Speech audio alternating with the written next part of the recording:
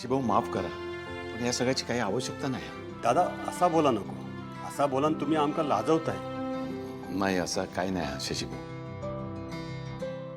खरं तर तुम्ही तुमची मुलगी मोठ्या मनानं आमच्या शेनूला दिलीत, यातच सगळं काही आलं. तुमच्यामुळेच तर आम्ही गावात तोंड दाखवू शकतोय. आमच्यासाठी हेच खूप हा, आमची पडती बाजू हा. सांभाळून घेतलं, खूप बरं केलं. दादा पडती बाजू तर आमची असा. जेवढं मी माझ्या चेडवाक ओळखतोय ना त्याच्यावरून. शशीभाऊ ही वेळ नाहीये ती बोलायची. ठीक आहे दादा, यावेळेस ऐकतो आम्ही तुमचा.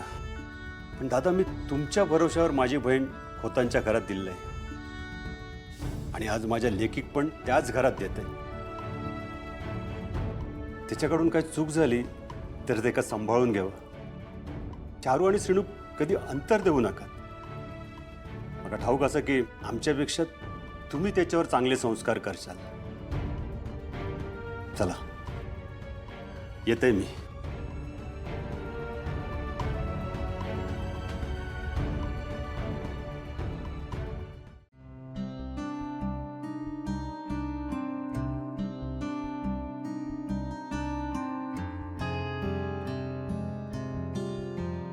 वहिनी वहिनी अगं शांत हो.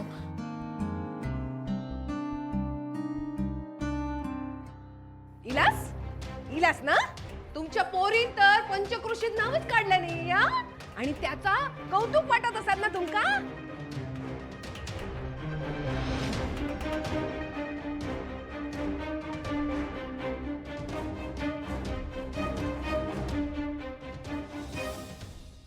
काका काकी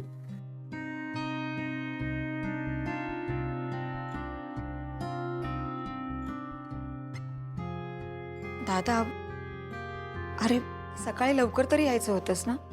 हो ना, आम्हाला वाटलं याल तुम्ही लवकरात लवकर. काय तर हो, निदान तुमच्या हाताने चारूला हळद तरी लागली असती.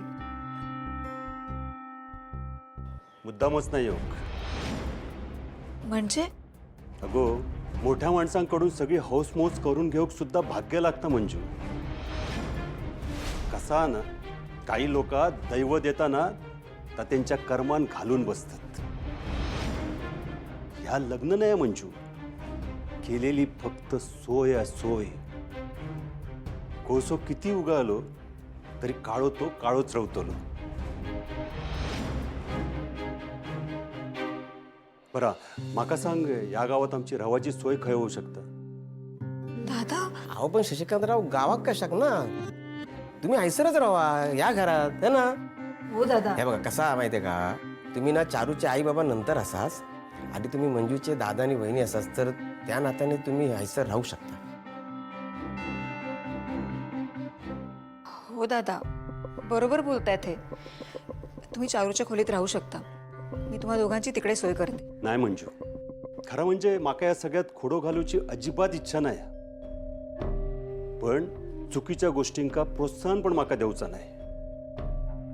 अगोदरच खूप चुका केल्यात, आता आणखी नको.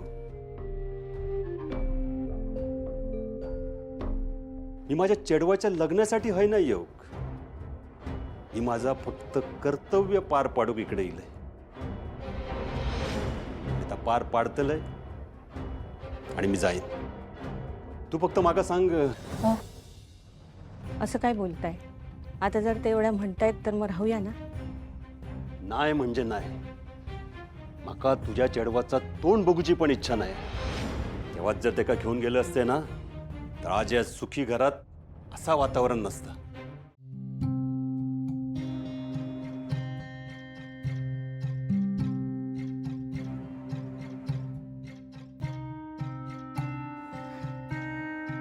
सर असे का वागतात माझ्याशी? बरं पोचल्यावर एक साधा फोन पण नाही केला त्यांनी. मान्य आहे निकिता त्यांची मैत्रीण आहे, पण मी पण बायको आहे आता. त्यात पुनीत भाऊजी सरळ रूम मध्ये घुसले. बरं मी काय बोलायला गेले तर परत मलाच बोलतील. काय करू? ओवीला फोन करून सांगते.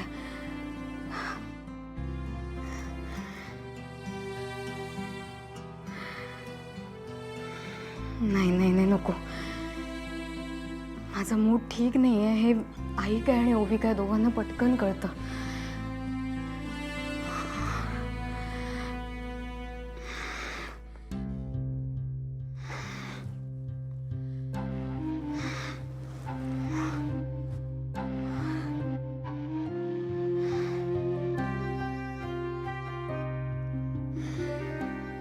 ही आनंदाची बातमी मला कोणाला सट सांगताही येत नाहीये.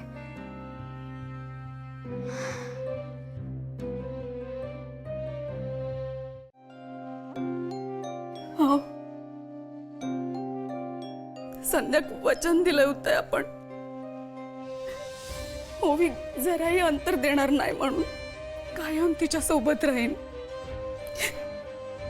काय तोंड दाखवत तुका